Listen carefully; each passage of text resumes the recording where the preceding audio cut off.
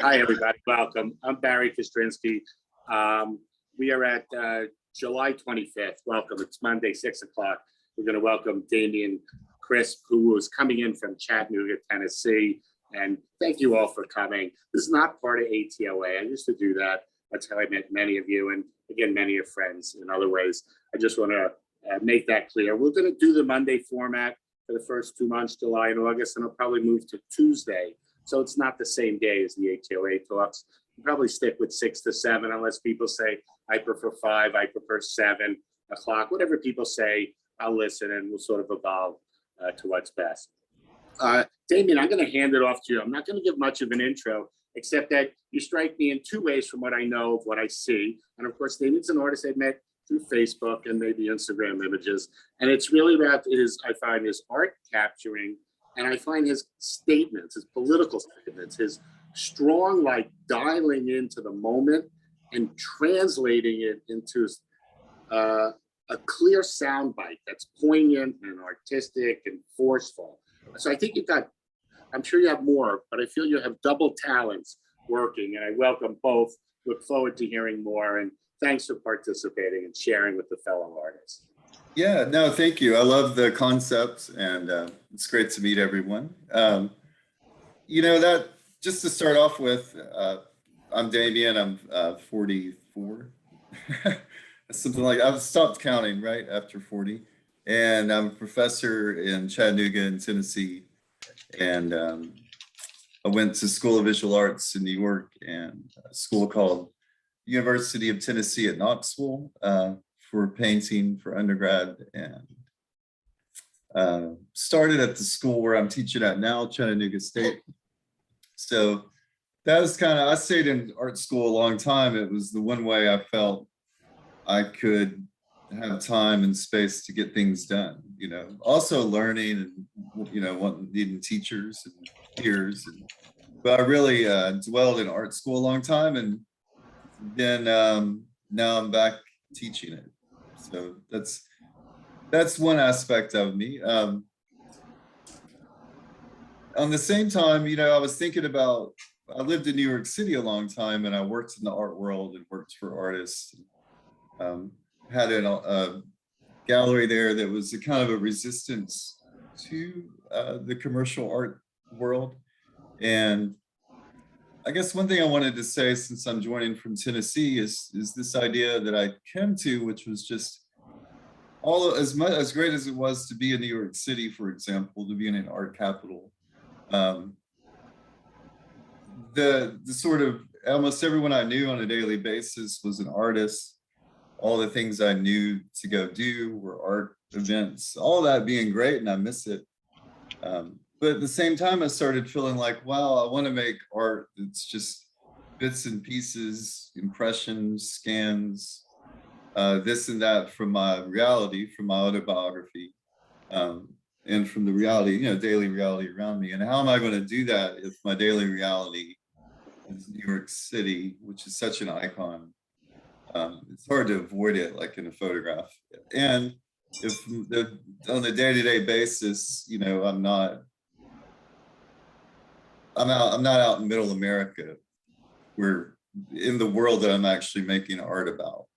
So there's some kind of perverse pleasure in being here out in suburbia. Well, I'm actually like in a city, but being here in middle America, right, where all of this contentious political stuff is taking place. So, that's another thing that sort of frames what I do and who I am. And then to backtrack, as an activist and heavily involved in Occupy Wall Street, and then Occupy Sandy for hurricane relief, and ran a free store here in Chattanooga a long time, which was based on a concept called mutual aid.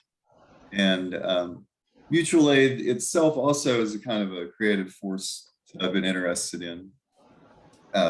Just the idea of not charity, just mutual aid, right? Not top down, not I'm here to rescue you, but create a kind of a community, not unlike what you have here. So what I'm trying to get to really, so I left New York City, had this in the art world working diligently as an MFA grad, trying to career climb, whatever. And then had crazy experiences in the art world. Then was able to kind of launch briefly a gallery that was resisting a piece of protest in Chelsea against the other galleries in Chelsea. Wrote a little manifesto, did the release of my manifesto at the Robert Rauschenberg retrospective at Gagosian Gallery, did it on top of their show and was threatened and almost arrested. And so all of those things have joined together for me. But well, I left New York, did all that. Damien, do you want to screen share some images? Yeah, let me just pull something up. But so thank you. I got disillusioned there and went to New York, went to Mexico for a while to live. Hold on one second. And while I was there, I started thinking about, sort of what we're doing here today, that artists need to leave all the art capitals if possible. Hold on one second. And create, our own little networks like what's going on here. And I've got a technical thing going on. That's good. We could see your desktop in the latest class. Oh, can you see it? Okay. Yeah. It's I about see. a third of the screen. I don't know if you can go on, click on it, you. open it. I got you. It's laid out a little different than my school Zoom. So yeah, let me just show you some stuff here.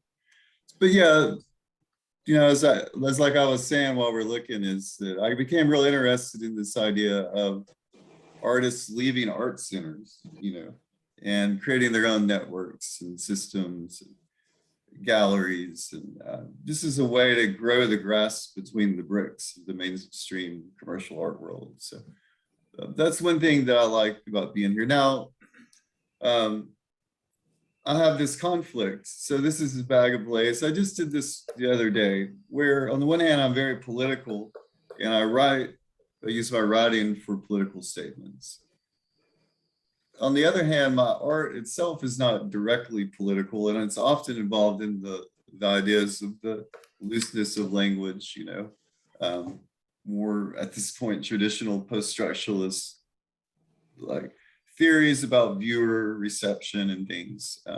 But within that, to me, is a deep poetry. It's not just going through the theory or something. It's a deep poetry, a deep meaning in the ideas of theories of reception and how people see things. So for me, it's important not in my art itself to be direct. I try to avoid being direct typically.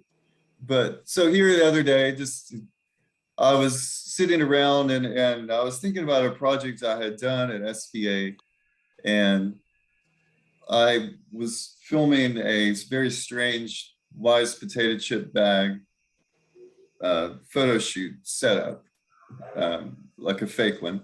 And I had the bag floating and it was on black foam board. And it fell, I left it overnight. I made my photograph, came back in the morning and these rats had eaten up, all of, hold on one second. Stop! These rats had eaten up all of the foam core. So the other day I was like, I would like to replicate that process. I'm sorry, I don't know why they're still barking. Stop! Hold on one. All right, that's just 1 minute. Let me see. Sorry about that, y'all. All right. So anyway, I was trying to replicate that process, and I took this bag of chips outside and I was going to shoot it, and I was going to do almost a play off of an old conceptual art silhouette approach, like create something, set it in motion, let things happen, document it, and that was the idea. I was going to, just play with that, see what happened, time how long it took for all this to be eaten. And that never happened, but then a storm came And about 24 hours later, I finally decided, all right, I'm going to go out there, I'm going to photograph it. And so I photographed this, and I liked it like it is. I like all the black specks. I like the abjectness of it, you know, but I also like the aesthetic qualities, you know, the colors, you know, all the aesthetic elements involved. I think a lot of times I tend towards a destruction to get to an aesthetic. Let me pull up some more stuff here. So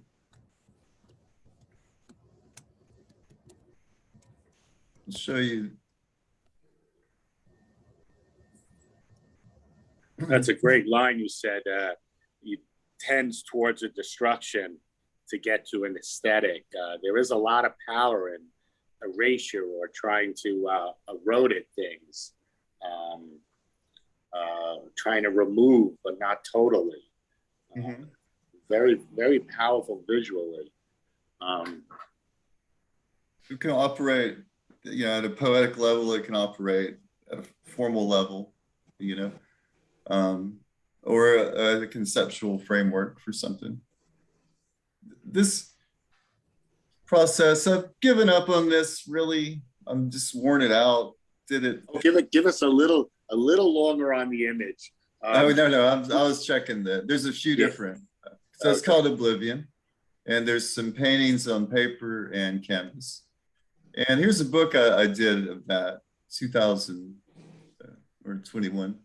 I think it relates to what I was saying in that aspect of work that I make. So what I stumbled on in the course of doing other paintings, just letting paint pour over things, was how it just you know, if you pour paint over something, you spray paint over it, how it just leaves the trace of what was there, and that's it, you know. So but then I keyed in more and more on what you see here, like if you look on the right, crumpling in, like crumpling paper, canvas, spraying it, and then flattening it out so that what's there is just you know, the crumple itself, the paint is making it, you know, the surface itself is making it. But so this book was made while I was thinking along those lines.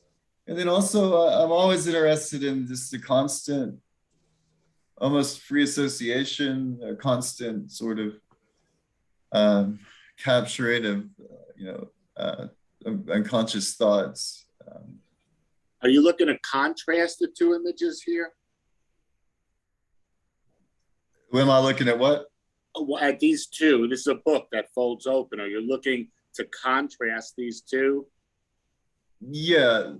Well, I mean, I see the similarities as well. One, you know, done with this, let's say, circular form from the ink blot, the other, the creased linear, but you do pick up similarities, even though it's almost opposite ends of the coin, besides coloration from white and a touch of black to, you know, that off sort of metallic almost. You like to capture light. Yeah. That makes, yeah.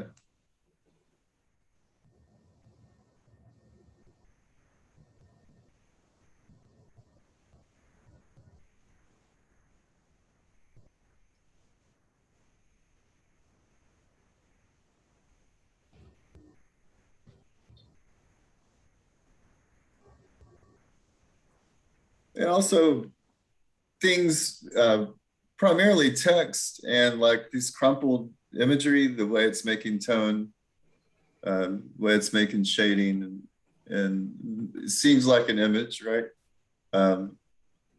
Interested in those aspects of an image. Hold on a second. So another thing I do is you know, I'm just kind of all over the place with what I'm going to show you. Is these were some paintings I was doing around the same time period, all pretty large paintings, and still just thinking of where am I going? You know, I'm going back into abstraction. I'm always moving in and out of different modes of working. Um, But Probably, there are similarities. The I linear like, work, I think it's a cohesive body, as diverse as it is. And your color, I don't know if it's the tones that are similar, besides the way you work with black, white, and gray. But yes, these are, and these are all paintings that push you to think. that's a key thing for me. Is is that, you know, making a kind of a monster. You know, when I was just starting painting in school, I picked up a lot on the idea of the MacGuffin, like from Hitchcock. A lot of artists have talked about this before. The MacGuffin is just that clue that's in the Hitchcock film. It doesn't have any meaning in terms of any overall structuralist delivery of a meaning to a viewer or anything. It's just there as a clue to get the viewer thinking, to move, keep them pulled in. But yeah, and like I said, all of those kind of, to me, you know, now pretty almost traditional ideas of post-structuralism is one thing that I feel like I've appropriated, you know, that, but here's a good, this kind of using that method, but within this other series I was working on recently. And I like, you know, like you said, I like it when I skip modes or skip to a new thought, a new vein, to see how that is going to add to what I've already done, you know. And then if I do shows, I just take a piece from that year and one from this year, one from that series, and one from this series, this object and that process, and mix it all, always remixing it, mixing it together. I have a question. Are you Yeah. drawn to the contrast with minimalism and then also the where you're drawn to in terms of the painting works? The contrast between minimalism and And then the more paint relief images that you're showing, like because in the book it seemed like there was a lot of contrast in the minimal dots or shapes, and then compared to like the more labored or destroyed images. yeah, yeah, I like, so I guess two things.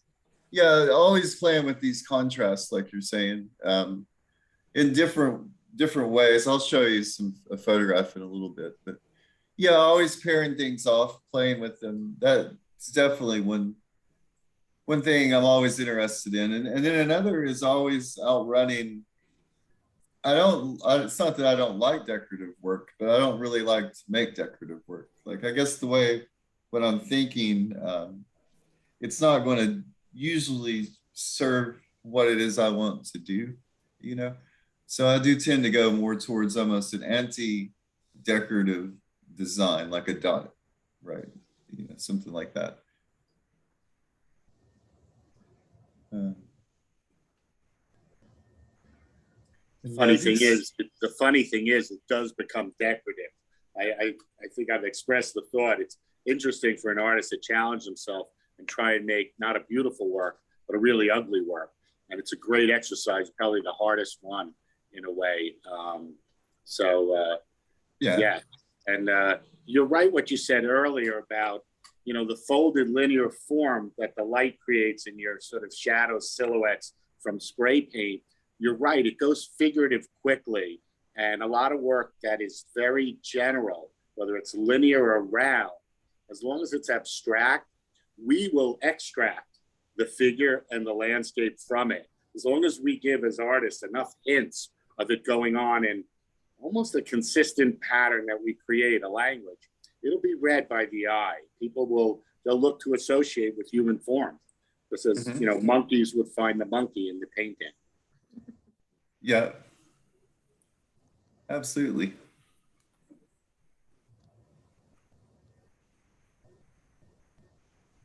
Let's skip out of that was so I stopped doing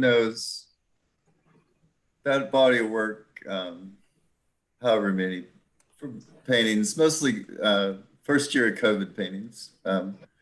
Let me show you what I've moved on to now. Just these pieces would be, let's see, well, a few different things I moved on to. This is What sizes? Lily White asked, what sizes have you been working in? Also, Cindy Stover says she loves this. Asked materials, watercolors, pencils. Oh, you've answered her. I see that. oh yeah. Oh Uh, man, yeah, I didn't put what materials. So the size is the Approximate, just to give us scale. Are we talking 2-footers, 4-footers? well, I mean, this would not be a moderate, medium.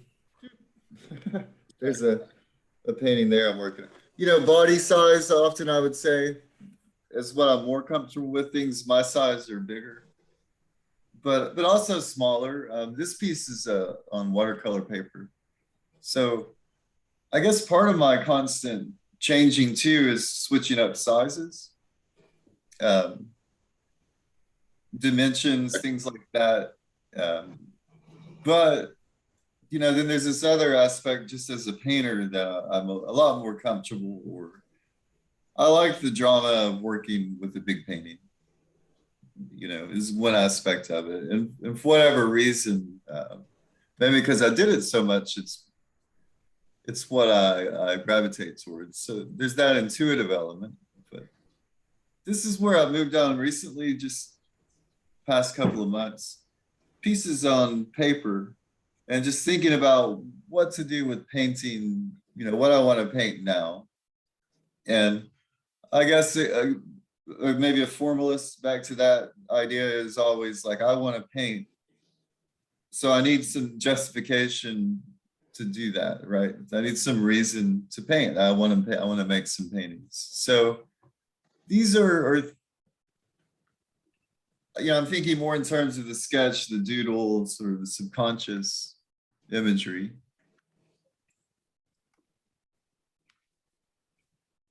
This was a car wreck right by my house between the Dollar General and the Walgreens.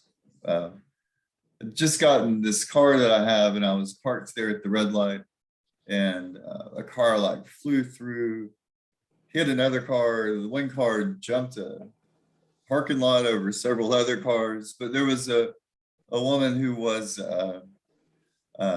pregnant who was in the car, who I jumped out and worked really hard to get her out, like to get people to stop and help her. And so this was about that, you know. And then the text, advanced collision, I had just been collecting texts, and I had those 2 words.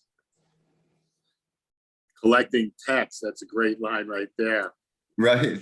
Little snippets go a long way. A lot of artists collect materials and just, you know, not hoard them, but those are their materials, and then eventually dig into them, you know, in all different varieties.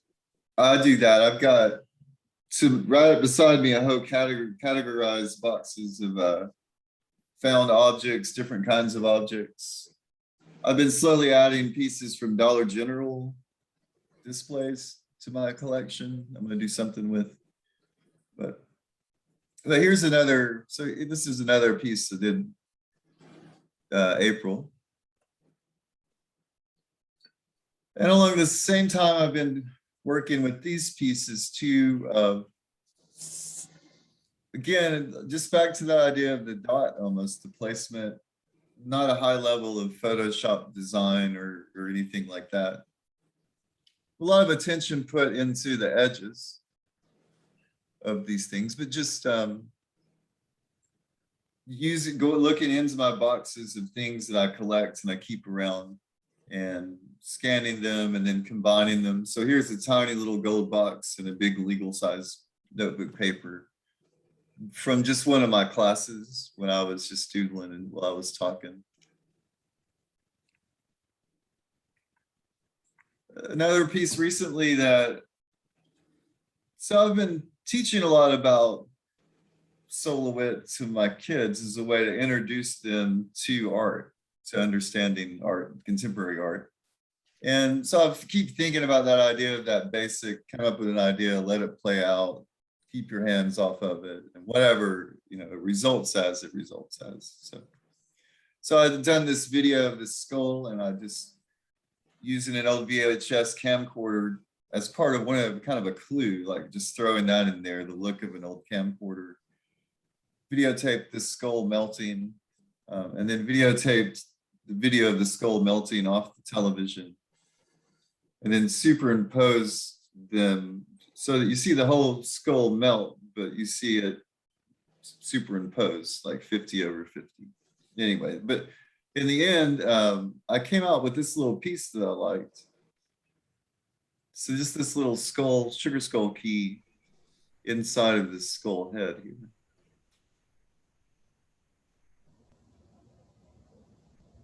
And a recent painting I did called Grid Void.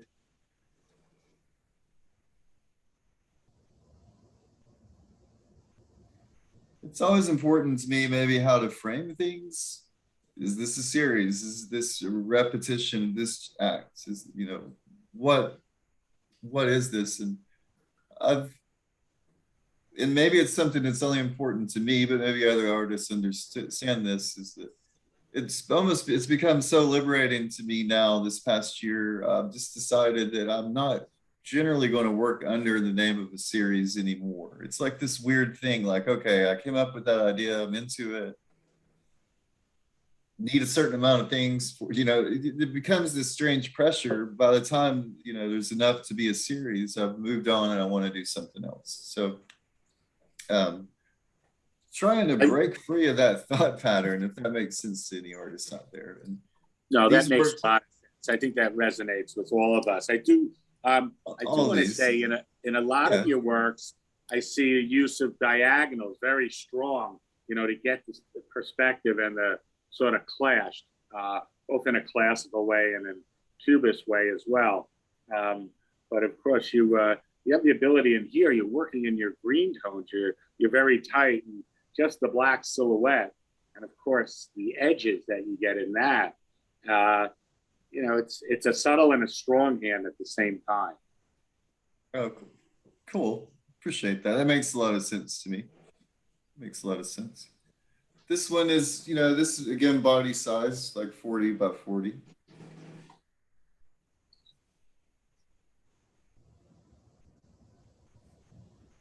Oh, lost. So here I was playing with that same crumpled method on the top. And you're very right about the figure here. Mm-hmm. You know, that is when the arm over there. No question about it. That's one way to read it. Mm-hmm. Very like futuristic style. Yeah.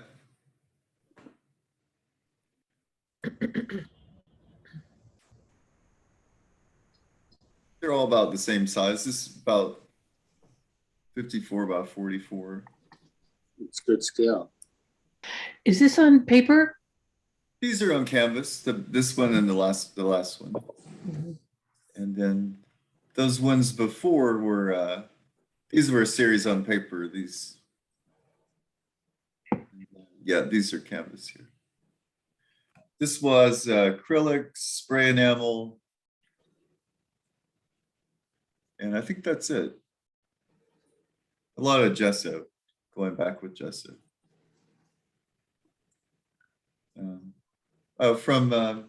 So another from these little sketchbook pieces I've been doing. Blue eyes, color pencil, acrylic, and crayon on paper.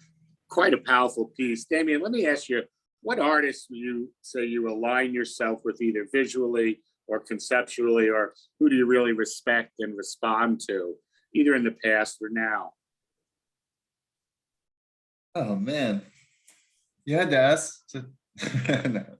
No, or tell me your favorite, ice cream, and we can go. No, forward. yeah, right. No, it's important, and you know, so here I'll say that here there's some influence here of that, which would be an artist. It's always people usually I know that I've known, or maybe I worked at a gallery where we would hang their work, or you know, something like that, or another student, someone I went to school with. Someone that really influenced me to go back to thinking in this way, it's really in this piece, you could really see it very clearly, would be an artist I worked for a long time. named Bjarne Melgaard. I don't know how many folks know him, but Norwegian artist, Melgaard. So extremely like transgressive, political painter, maybe also in the realm of Kippenberger's like school of European approach to painting. So he had quite a big of an influence on me, and especially in not being afraid of just thinking and of free associating. So it's people I've known. I worked for Christopher Wool for about a year, the painter, WOOL, and left to go work for Bjarne because he seemed more exciting, which was not a good idea. Christopher Wool has had an amazing run in the art world in the last 10 years. He did. It was starting around then. That was 2007, 2008. So he was also a big influence on me. Just the questions you see him asking about painting, you see him talking to de Kooning, for example, in the strangest way, but in the most like, again, least decorative way, you know. It's just a very interesting, his interest in Kippenberger and Dieter Roth, and I got a lot out of working for Christopher too. So those two artists, and artists I worked around, you know, I worked at a gallery where we had Rachel Harrison, sculptors, you know, sculptures, if you know her. Shoot, it's hard to say. Anyone that might have shown up at school, you know, but I'm going on to a lecture when I was a student, but I'm going on about that to say, I've thought about that a lot, is that for me, what's important is the people, yeah, that I know, there's some kind of tangible relationship with them. And those are the artists that really I take things the most from, and feel like I'm not taking as much as having a dialogue, and that I can really understand them, you know, as artists. So it's something I've been thinking about recently. Let's see what else I have here.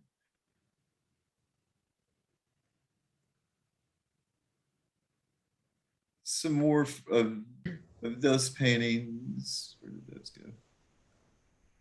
If you like, Damien, you can put your link, although people may have had it already, for Facebook and Instagram in the chat as well. I am having my own technical problems, but if anybody wants to post in the chat, Damien, whenever you feel like you're finished, you could stop screen sharing, but feel free to go on. I mean, you are, as you said, there's a lot of variety that you play in, but there's also a lot of depth in everything you do. I couldn't agree more with you what you say about a series. You know, as an artist myself, I make art. And then, you know, after you've done 10 that are similar, by the time you realize that, you probably morphed a little bit. And so it is, it's more of like a dealer term, I would say, or an organizational term than a creative term. I don't think organizational. Yeah, it's sort of top, sufficient surface level. Am I right to say in your work, I see, like maybe in all of us, the influence of the abstract expressionists, but as well, a conceptual overlay of postmodernism, and, you know, some deep thinking in your art, sort of beyond. Minimalism was not empty thought, but it's almost beyond that. Am I right to say philosophically you're in the field of Foucault, or which philosopher do you align with? Yeah, I would say, you know, developmental, like fundamental for me was Foucault and Derrida, Jacques Derrida. And that would be those two, and then followed up by Roland Barthes.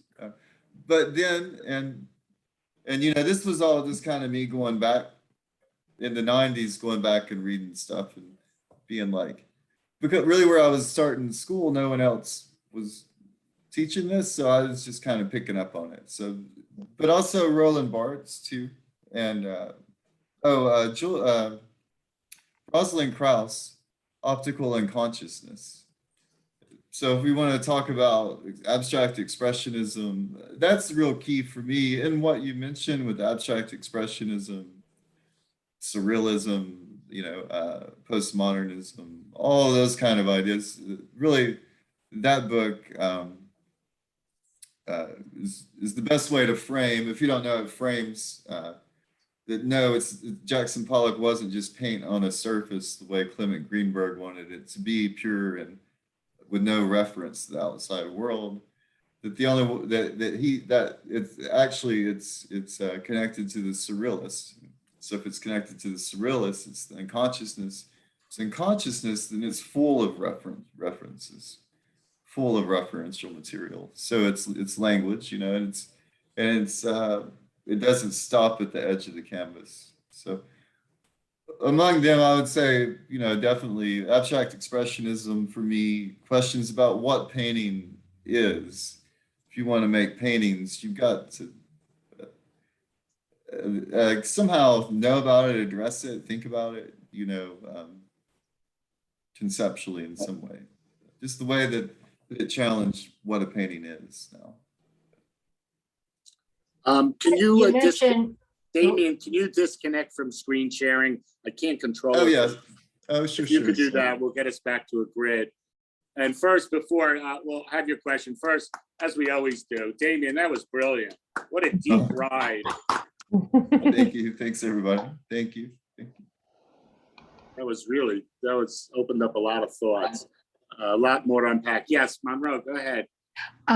Damien, could you explain how you're using the deconstruction of Derrida and Foucault in your work? Yeah, we'll keep Sure. it light. We'll keep it light in the first question. Right, that's it. Yeah, let's see. The easiest, it's infinite ways, right? It depends on the piece. But the reason for that was this, I started off as a singer, in a band, and I was interested in like Michael Stipe from REM and how he wrote lyrics and things that didn't necessarily weren't like A, B, C. And so I started, and from there I got to this idea of, does an artist have to tell the person what to think, how to interpret it? Does the artist have to control what's signified, Or can the artist do what? This was me coming to art thinking, I want to make some art. Can I be an artist who says, I want to set up these fragments and play with meaning, but have with no direct end, but to have it there to sort of trigger, to trip the viewer, and at its core, that's that, but then it changed, depends on the piece, but that was really my core interest in even seeking out those ideas, Mhm. Thanks. Yeah. Thank you. can you talk a little bit about the decorative, when you have continually referred to the word decorative, and Yeah. whether you think of that in relationship also to the illustrative? If you think there's a connection with that avoidance of the decorative? Can you talk a little bit about that, just how you're seeing those two type of things, like the illustrative versus the decorative versus Yeah. the expression that doesn't have any of that within it? Yeah. No, I'm glad you asked, and something I've thought about briefly over the years, but I don't know that I have I'm glad. Thanks for making me think about it. Earlier we were talking about how I liked a lot of times to use pairings. You get this kind of clash or suspension, these things placed together. And often if you want to go towards what in my head I'm thinking of as decorative would be really well done graphic design, really well done design, or really well done, not just design, art,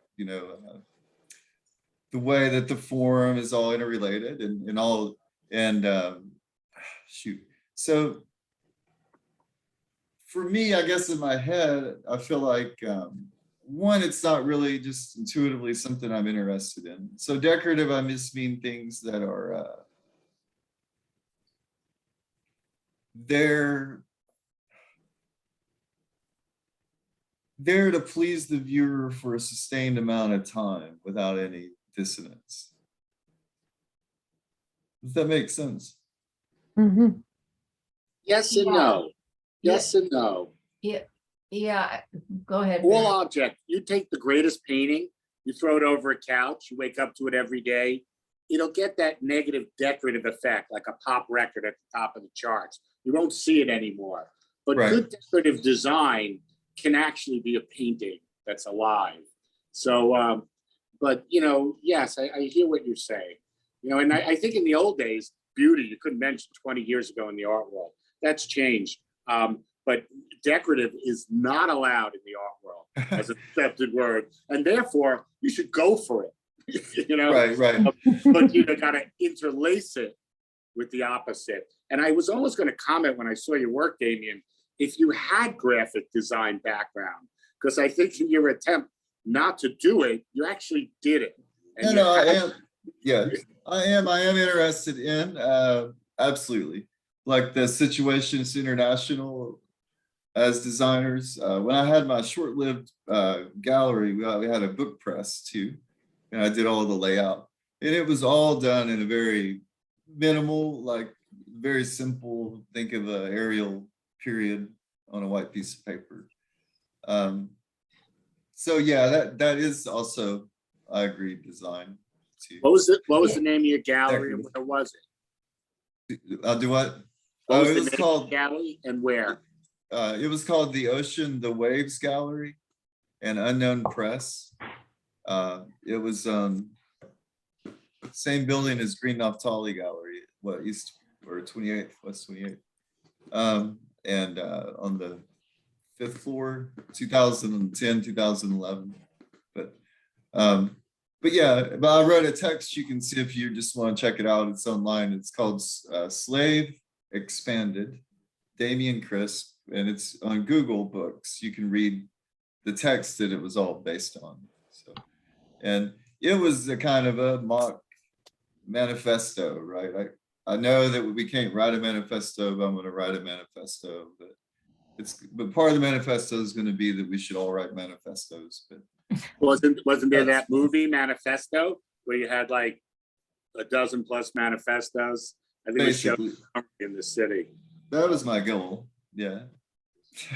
It's interesting that you mentioned the graphic design because I have a graphic design background as well, and have worked with a lot of illustrators. I mean, I've done so many different things, and that conscious attempt, it's something I constantly think about as well, to make sure that there's not that quality of illustration. I call it illustration. That's why I was trying to find out if the decorative to you meant the same sort of thing, but it doesn't sound like it, or maybe it is.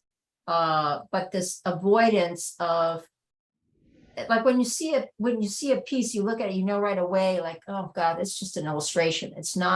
It doesn't have anything further than that. And I think of the decorative as the same way, except that all works have this inherent formal aesthetic quality to them, something that makes it work, that draws you in. It has to have something to draw you in. And I mean, otherwise you would just say it. It's when you're visually making something, Right. You want to draw people in. And so that's why I was trying to find out what was in your head talking about decorative. Interesting. Yeah. I know, one thing it made me think of was like I was telling my students that, I tell them how it's art, in my intro to art students, art can be anything's a medium. And I'm like, I actually particularly like PowerPoints as mediums, like getting the photo in the right place, just so that you don't even notice that it's there, the right size font, But so that's a kind of a design where you're trying to hide itself, I guess, a minimalized design. But yeah, I do think it is highly important to me, like, maybe my own. There was, who was it? The gallery dealer, Lisa Cooley. Does anyone remember her? I met with her in Brooklyn in 2010. She was really cool. Had a really cool space, and I think it closed. Who was that? Who? Lisa Cooley. Oh, yeah. And she had been a design major, and she brought up this point to me, which got me thinking in these terms, was that it was these photos I had, and then I would just place photos I took and then text scanned from newspapers placed on it somehow. Just kind of placed there, very simple, almost in a situationist international layout kind of design. And she brought up Ryan McGinnis, the artist, who was almost purely what I would say he's working with the decorative, like that is what he tangles with. So she said, you know, I think of his work, and I think of all the possibilities that you had when you put this text in the photo on this piece of paper, but there's no decorative, you know. But to me, it actually, I was like, well, you know, is she implying that it's not formally thought out? Because to me, you know, that dot put right there at that little point of this, you know, 12 by 19 photo did have a lot of formal value to me, you know. But but she saw it as having no concern for design, or, you know, and then thinking of design as what, if I was going to play with that, it would be more what Ryan McGinnis is doing. So I don't know, that conversation has stuck with me for a long time, and really maybe still something I think about. I'm still thinking through, you know, what about that. I like Jean Baldessari too. You know, he I think plays with that kind of aesthetic, that approach to design quite a bit. Or he did, yeah. It came to mind in one of your works where you used a dot like that, and the power of sort of that minimal distortion is reminiscent. You know, but often I would say it's not that you're referring to him, you're like getting at it organically. And he happened to do the same thing. So you're pulling from the same river, as opposed to seeing someone do it and copying it, which some people do, of course. Oh yeah. Any other thoughts or questions? I do want to thank everybody for their time and for their questions, you know, and coming in tonight. I'll repeat, I'm going to do this, you know, every Monday, and then switch in September. And I will open up to anybody who wants to sort of say, hey, I'd like to do a talk on, and ideally it's a talk on other artists as opposed to a presentation. And I certainly will do times where we can all share our art for a little bit as well. But if anybody, you know, has something they want to present, pull together a theme, anything at all, 1 people, 2 people, 4 people. And even though we're saying an hour, I'm always lenient with time. There's really no restriction. Any other questions for Damien? It was certainly yes, Michael. Damien, are you missing the city? Are you missing Manhattan and the kind of the incubator of art? Yeah, I do. No, I do. I do miss it quite a bit. Yeah. Do you find where you are, is there an audience for your work? Are they, you know, how are you trying to navigate Chattanooga and how their aesthetic sensibility? Yeah, there's 2 art schools. There's the community college where I started, where I teach, and then there's a university art school, and they're both really good schools. Most of the artists don't tend to stick around, so they'll leave, so the scenes don't get created, which was kind of what I wish would happen more and more. The artists would stay in smaller places, but so there's a group called Stoveworks here that's a new contemporary art organization, and they've done some great work. You know, I guess one thing, I'll just to tie it up quickly, I guess what I found, you know, between the time I left to go to school in New York and then came back here, the internet and social media and everything had blown up so much. And I came back here in 2015, and people here weren't as stuck in their old, more provincial systems of thought. Like people have a lot more access to what contemporary art is now, what's going on at a gallery right now. And so there is more of an audience than there used to be than when I left. And I think that that's true, you know, across the country. So yeah, and then also you've got the big shakeup of most of the cars on my block are from New York. You know, like, all the populations are all being tossed up in the air and mixed up. A lot of it climate change and real estate. So yeah, there is the only problem is there's not much of an infrastructure for it right now where people could plug in, you know. Let me ask you a hypothetical, because something I've been Yeah. thinking about. Sometimes it's just good mental, you know, practices or visions. Damien, if you had the opportunity in the arts or in anything, let's say, and you had unlimited resources, maybe it was an art school, where would you do it, and who would you look to attract?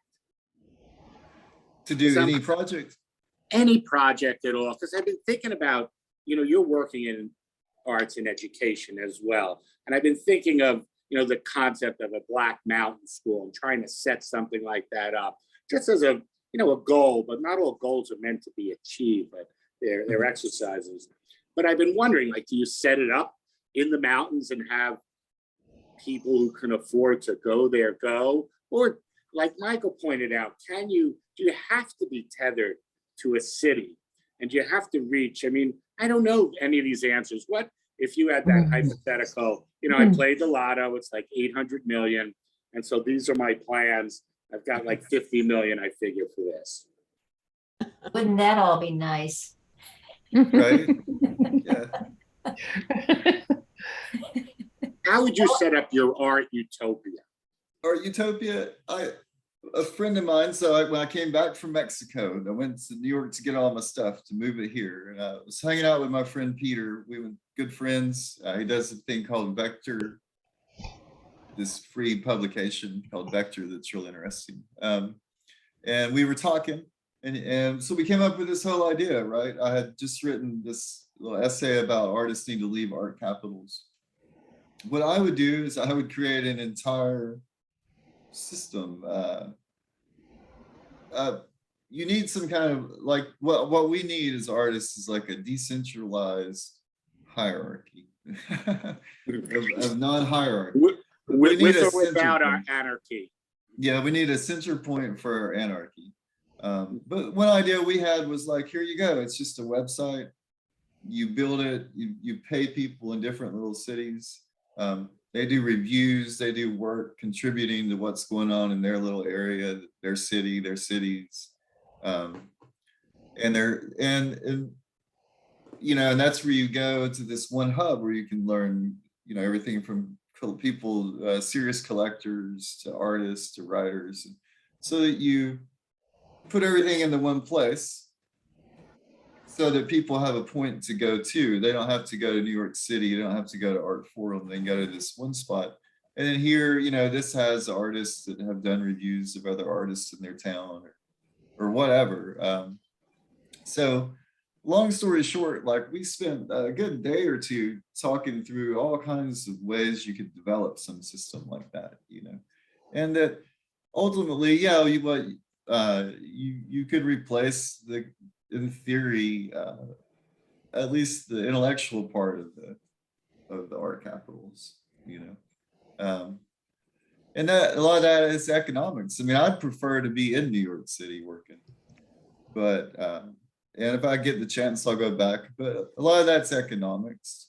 But then also it's like, you know, but hey, like, it's a big trade-off. Michael was asking, like, here's a big space where we could do stuff really kind of confrontational or different or non-commercial cheaply, versus here's us living in our little place in New York.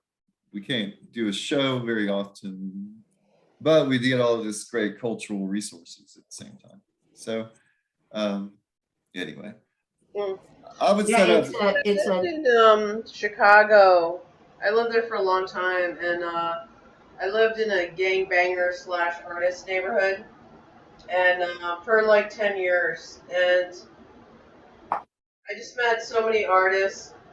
I had so many artist friends, and it was it was a collective, and we were all it was very industrial, although towards the end, University of Illinois bought the land nearby, so that it became more gentrified. Yeah. The times that I was there, like in the 90s, I guess, or the late 80s and 90s, like it really felt like a community, um, like you know, living in a community, people being creative, and different kinds of artists too. that I have a similar situation to you, Damien. I was 26 years in New York, and now I'm in St. Petersburg, Florida. Okay. And I'm in fact, I'm coming back. I'm in a show in September that's opening up at HV Mocha up in Peekskill. But I have, because of COVID and all the crazy shit, I haven't traveled up there. So I usually going back and forth to get what I used to call my New York fix. Right. So since 2016, we had to be down here full time, just for a variety of reasons. But what COVID though has done, it really has changed the landscape for this whole communication and the things that you can do virtually. I mean, I've had video studio visits, and people seem to be able to get it just through doing that versus having to be sitting in New York to do it. So it's going to be very interesting to see what happens in the next 5-10 years because of how communication has changed. Technology has literally changed the landscape of this whole idea of only having to be at that gallery, hearing that talk at that time and space. And so it's opened up a whole other way of thinking, at least in my mind anyway, because I always kept saying, oh, I got to get back to New York. I got to get back to New York. You feel like somehow when you're not there, you're out of step. But there's also a community that's being developed here. All of these areas are developing all their little communities. And because they're getting so much information from literally all over the world, you're not exactly, I'm a member of Echo Art Space Group, and there are people from all over the world in the group, and you're getting to see their art. You get to see a lot of art. Now, it's not the same as physically being there, but it's been an interesting journey in the last couple of years to think about this concept of developing this group of people and where it would be physically versus virtually. And that's, I mean, I still hate the virtual, but because you can't get to really feel. I mean, even though you're showing us those works on the screen, and that idea of physically feeling the work is a whole other experience. But it's just making me think about how you could approach even Barry's idea, like what would you do if you could do anything you wanted to do now? Would anybody say that at this point now it might be different because of this last 2 years of COVID? And Damien, inside that, I do want to ask, what would you say your response or effects were of COVID on your art and your process and things? As I cough, right? Shoot, I don't know. I don't know, Barry. Wow. I mean, it gave me, that time it gave me some unemployment. I mean, Oh, I know that. it was a horrible tragedy, but the way on the day to day that it impacted me was that I had more time to make more work, and Damien, you know what one of the biggest influences on hip hop was? most people don't know this, but I had friends in the community who told me later, when the blackout happened in New York City, the community got to raid and take the technical equipment they needed to make the music because they couldn't afford that stuff. And all of a sudden, the next party, the next week, the music exploded. And you had geniuses who knew how to use that equipment and others who just pumped in it. And it was all because of the blackout. And COVID definitely gave artists who were in need and could apply, got a financial bump. And that's no small thing. And that shows you the impact or lack of a lack of finances. I was going to say, yeah, totally. Yeah. Yeah. I think I'll end it on that note. I will say, Damien, again, so much was unpacked tonight, so much more to do. Join us. I think one of the big takeaways is, you said a lot, but the idea of micro communities, places where art is done and it happens. It happens here, it happens there, happens all over. It may happen online, but we all know, as Babs pointed out, there's nothing like impersonal, and you still have to do it. And there's something in being in a city that you can't quantify the air around you that has an impact on you. All those visuals, you just can't quantify it until you go to Tennessee, and then you see it's not there. But that point of art and subsets and spaces, and it brings us back to what this is. This is a community we've developed. We refer to it at times as the hive, maybe the clan. And I've always thought, I am very introverted and in myself. But one thing I've learned in life, we are a community. We don't know our connections. They're there. They're much stronger. As bad as maybe Facebook is or social media, they're tapping into that electricity network that we sort of feed on. There are other ways to do it. Certainly this is one small effort, but as one artist once said to me, there are no smalls. Always think of it as large. And nice to see we have a group of 16 tonight. Great dialogue, a lot to look at. And let's stay connected, reach out to friends. Keep in mind, I'll switch to, in September, I'll go on Tuesdays. And if anybody wants to present something that they'd like to present and, have a bunch of artists, ideally not yourself. And yes, we'll make it happen. So thank you all. Damien, clap. Yeah, thank you, everybody. Yeah. Brilliant. One other point, we do have an artist coming next week, Melody Provenzano. We're sticking to Tennessee. She's in Tennessee. I have no idea. And I think you'll see links between her work and Zimad's work, which was last week. And again, this is recorded. I will sort of stop it shortly and eventually get it up on my website. Thank you, Damien. Thank y'all. I had a great time. I appreciate it. Thank you. Bye, everybody. All right, bye. And Barry, you're interested also in inviting a single artist, any other artist that might want to present? Not myself, I'm talking about someone else. One sec, let me, yeah, you could do that.